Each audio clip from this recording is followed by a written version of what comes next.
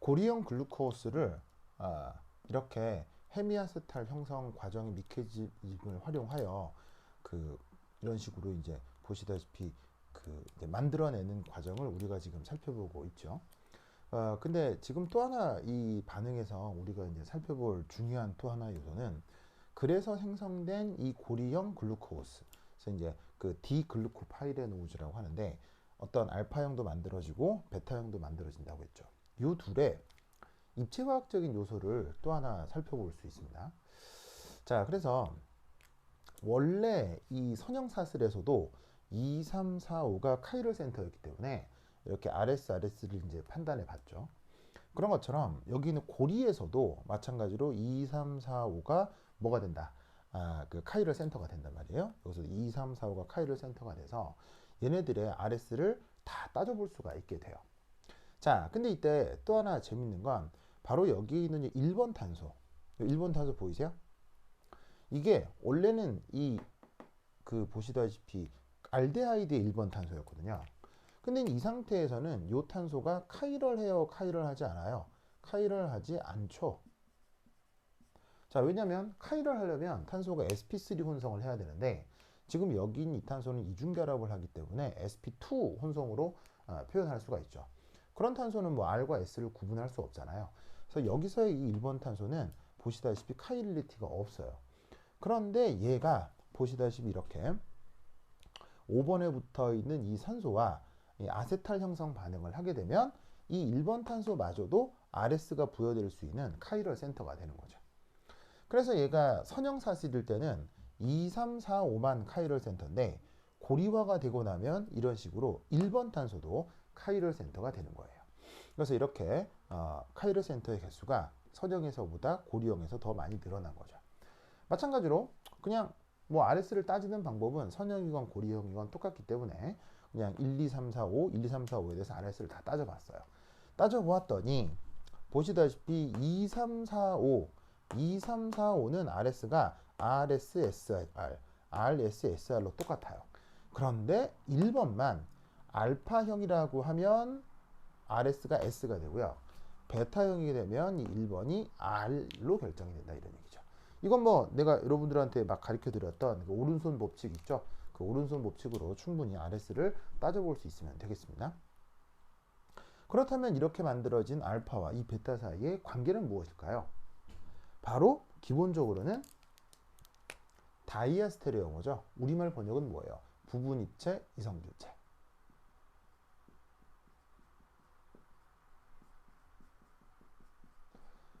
왜냐하면 이 둘은 현재 구조가 같죠. 구조가 같은데 RS가 달라서 나타난 서로의 이성질체 관계니까 입체 이성질체예요. 그런데 입체 이성질체라고 해서 이 둘이가 거울상일 수는 없죠. 왜냐하면 거울상이 되면 모든 RS가 다 바뀌어야 되는데 일부의 RS가 같기 때문에 이 둘은 거울상이 아닙니다. 그러니까 이 둘은 거울상이 아닌 입체 이성질체 관계, 즉 부분 입체 이성질체, 원래 표현은 다이아스테레오모인 것이지요. 그런데 이 둘은 또 재밌는 게 다이아스테레오머이면서 또 동시에 에피머이기도 합니다. 여러분 앞에서 에피머 얘기했었죠. 에피머가 뭐예요? 카이럴 센터가 여러 개가 있을 경우 다 같은데 그게 딱 한 군데만 다를 경우, 지금 1번의 경우인 거죠. 이것만 지금 RS가 다르고 2, 3, 4, 5, 2, 3, 4, 5는 RS가 동일해요. 그러면 그런 다이아스테레오머는 또 관습적으로 뭐라고 부른다고 했어요?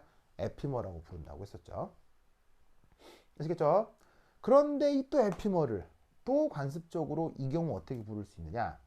자, 에피머가 또 하필 지금 언급하고 있는 카보하이드레이트, 탄수화물에 적용이 되면 그 에피머를 또 뭐라고 불러요? 아노모라고 부른다고 했었죠? 아주 여러 가지로 지금 표현을 할 수가 있습니다. 그래서 나타난 이 알파 베타는 기본적으로 다이아스테레오머인데 관습적으로 에피머라 부를 수 있고 또 특별히 탄수화물에서는 아노모라고 부를 수 있는 거예요. 그 아노모가 뭐 때문에 생기는 거예요? 바로 이 1번 탄소의 어떤 구조, 1번 탄소의 어떤 이 형태적 문제 때문에 그런 거죠. 그래서 어떻게 되냐면 여기에 있는 2, 3, 4, 5는 동일한데 1번 탄소 때문에 이 둘이가 아노모 관계가 되어서 이 1번 탄소, 이 1번 탄소 그러니까 선형 구조에서 이 알데하이드가 되게 만드는 이 카보닐 탄소, 얘를 이 입체 화학에서는 뭐라고 부른다? 아노머릭 센터라고 불러요. 아노머 중심이다라고 부르는 거죠. 얘 때문에 뭐가 생기는 거니까 알파 베타의 아노모 관계가 생기는 거니까. 그래서 지금 이런 식의 그 선형 그 탄수화물이 고리화가 되었을 때 헤미아세탈 형성 반응이라고 했죠. 그때 묘하게 이런 식의 아노머릭 페어가 만들어질 수 있습니다. 자, 이때 여러분 뭐 하나 이상한 거 없습니까? 이 칠판에 써져 있는 그림이나 표기에 대해서 저 좀 이상한데 하는 게 반드시 발견이 돼야 되는데요. 자, 뭐냐면 바로 요 4번입니다. 바로 요 4번입니다. 바로 요 4번입니다. 보이세요? 저 4번. 자, 4번을 어떤 색으로 표현을 해볼까요? 자, 이렇게 파란색으로 한번 표현을 해볼게요.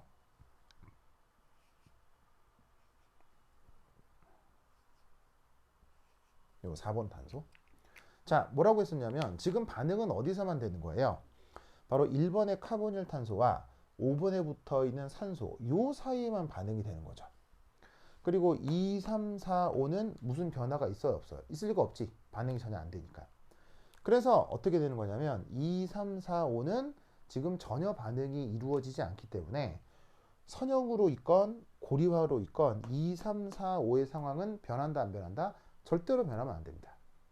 그런데 이게 선형사슬에서는요. 지금 4번 이게 지금 R이거든요. 지금 L은 전혀 그리지 않고 있어요. 왜냐하면 L당은 나타난다 그랬어요? 나타나지 않는다 그랬어요? L당은 지구상에 없다고 했어요. 그래서 무조건 얘를 토대로 얘기를 하는 건데 지금 이 디글루코스에서 4번 탄소가 R이잖아요. 그런데 얘가 안 변한다고 했는데 보시다시피 4번의 R이 선형사슬에서 R이었던 것이 보시다시피 고리화가 되니까 4번이 S, 4번이 S로 바뀌었습니다. 안 변한다면서 왜 바뀐 거죠? 자, 여러분 잘 들으셔야 돼요. 여기에 있는 2, 3, 4, 5 여기에 있는 2, 3, 4, 5가 변치 않는다는 것은 기하학적인 관계가 변하지 않는다는 얘기입니다. 자, 무슨 말이냐면 여기에 있는 요 탄소 있죠, 4번. 바로 피처 프로젝션에서 4번의 상황을 좀 생각을 해보면 이 4번에서 가로선의 두 수소하고 OH는 칠판평면 앞으로 튀어나와 있는 거죠. 그리고 4번을 기준으로 3번 탄소와 5번 탄소는 칠판평면 안으로 들어가 있는 녀석이에요. 그래서 피처 프로젝션상에서 이 4번 탄소를 따로 이렇게 떼어 그려 본 거예요. 그래서 4번 탄소를 중심으로 앞으로 튀어나와 있는 수소하고 OH를 칠판평면에 있다고 표현을 하면 칠판평면 안으로 들어가는 3번 탄소하고 5번 탄소는 이런 식으로 업, 다운 관계로 표현을 할 수가 있는 거죠. 그래서 이 4번 탄소가 지금 이거고요. 이 앞으로 튀어나와 있는 수소 OH를 이렇게 표현을 했고 칠판 안으로 들어가 있는 5번 탄소하고 3번 탄소를 이런 식으로 표현을 한 거예요. 아시겠죠? 어찌됐건 간에 이 4번 탄소가 sp3 혼성을 하고 있기 때문에 이 4번 탄소에 대해서 뭐가 나타나야 돼요? 이런 식의 사면체 입체 구조가 무조건 나타나야 된다 이런 말이지. 자, 마찬가지로 이 4번 탄소가 그래 고리화가 되어 이렇게 되었다고 치자. 그럼 이 4번 탄소에 대한 사면체 구조만 따로 떼서 이렇게 그려본 거예요. 자, 여기 OH 결합을 고리화가 된 후 이렇게 그대로 표현을 했고요. 그 다음에 생략되어 있는 4번의 액시얼 방향의 수소 있죠. 뭐 지금 생략되어 있지만 수소가 이렇게 있긴 있을 거 아니에요. 그걸 이렇게 그렸고요. 그 다음 4번 탄소에 대해서 좀 앞으로 나와 있는 3번 탄소를 이렇게 좀 굵게 표현을 했고 4번 탄소에 대해서 칠판 안쪽으로 더 들어가 있는 5번 탄소를 지금 이렇게 표현한 거예요. 무슨 말 알겠죠? 그럼 이 상태에서도 이 4번 탄소를 중심으로 뭐가 이런 식의 사면체 구조가 나타나야 되겠죠. 그런데 잘 보세요. 이 4번 탄소 중심의 사면체 구조 4번 탄소 중심의 사면체 구조를 살펴보시면 이때 여기에 있는 이 수소를 중심으로 자 예를 들면은 OH 3번 탄소 5번 탄소가 그냥 CIP 룰의 우선순위를 따진다고 생각하지 말고 이 수소를 기준으로 수소 쪽으로 엄지손가락을 향한 다음에 오른손으로 휘감았을 경우 OH 3번, 5번이 그냥 OH 3번, 5번이 보시다시피 이런 식으로 오른손 휘감김으로 설명이 되죠. 그런데 이런 식의 4면체 구조에서도요. 자, 수소를 쪽으로 엄지손가락을 향하게 한 다음에 4번 탄소에서 마찬가지로 여기에 있는 OH 3번, 5번 탄소가 또 어떻게 됩니까? 이런 식으로 오른손 휘감김으로 설명이 되고 있죠. 그래서 이 둘은 서로 어떻다? 보시다시피 기하학적으로 동등한 거예요.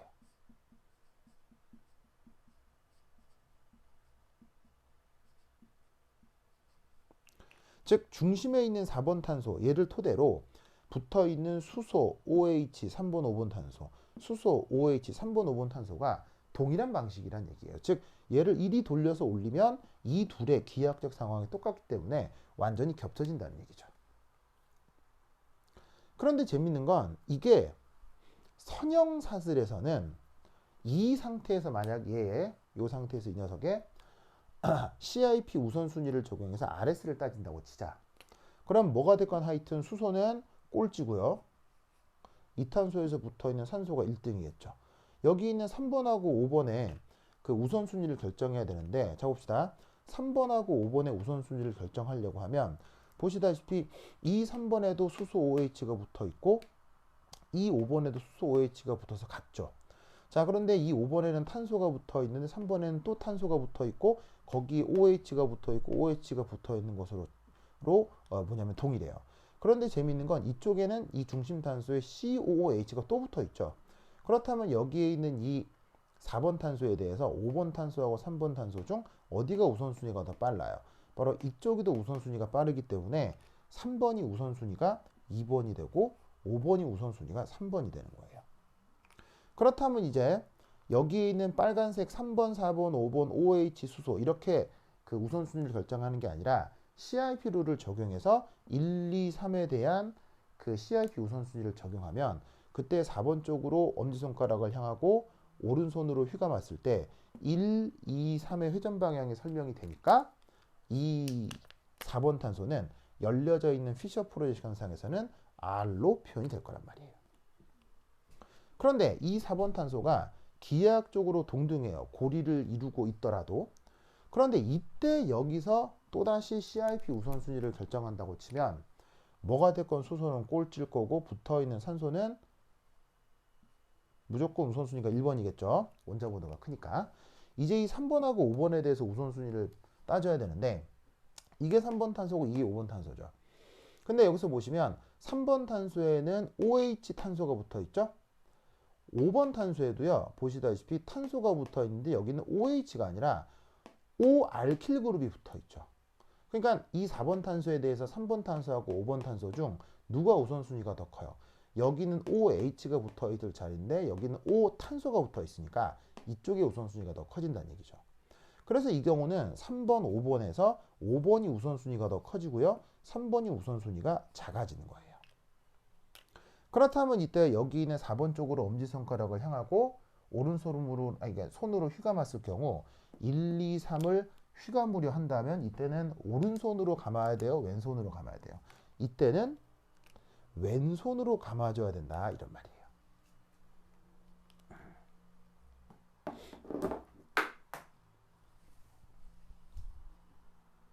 무슨 뜻인지 아시겠습니까?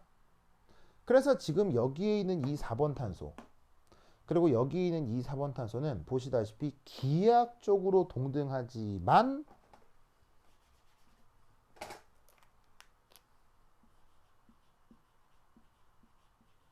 무식이 놀라웠게도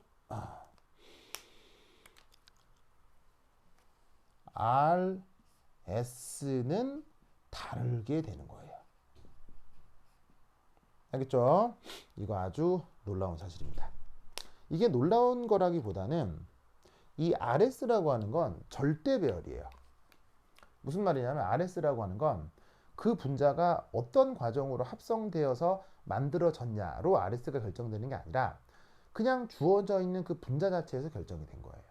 그러니까 지금 이 녀석의 RS라고 하는 이런 것들은 이 녀석이 원래 선형사슬에서 만들어졌기 때문에 RS가 결정되는 게 아니라 그냥 이 상태에서 새롭게 다시 RS가 결정이 되는 거죠.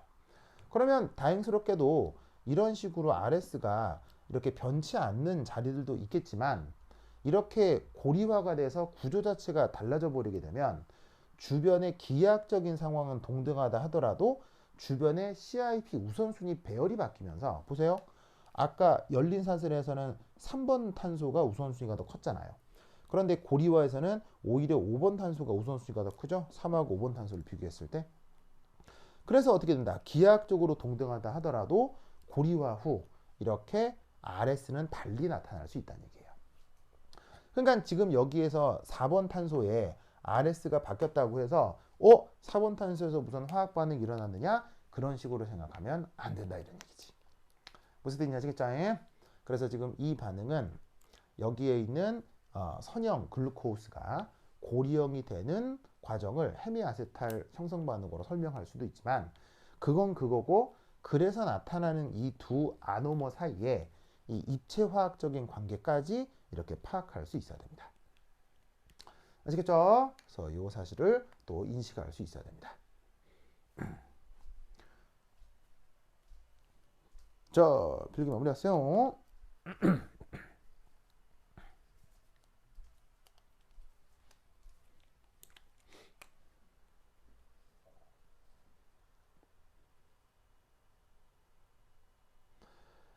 자, 여러분, 그러면 한번 살펴보세요. 솔직히 내가 차근차근 설명해서 그렇지 굉장히 뭐가 복잡하죠? 우선 여기에 있는 탄수화물도 익숙하지 않을 뿐더러 그걸 피셔 프로젝션으로 표현하는 것도 이 굉장히 편리하지가 않다고요. 그런 상태에서 뭐 DL 구분도 하고 그리고 여기서 나타나는 화합물에서 탄소하고 이 산소 사이에 바로 헤미아세탈이라는 게 형성된다고도 하는데 솔직히 이 빨간 산소하고 이 1번 탄소가 결합하는 것까지는 알겠지만 이 선형사슬이 어떻게 이렇게 탄소사슬로 이 육각고리가 돼서 이런 식의 업다운 이코토리얼 렉시오까지 결정되는지 이걸 어떻게 판단하고 그려야 되느냐 솔직히 상당히 막막할 거라 이런 말이에요.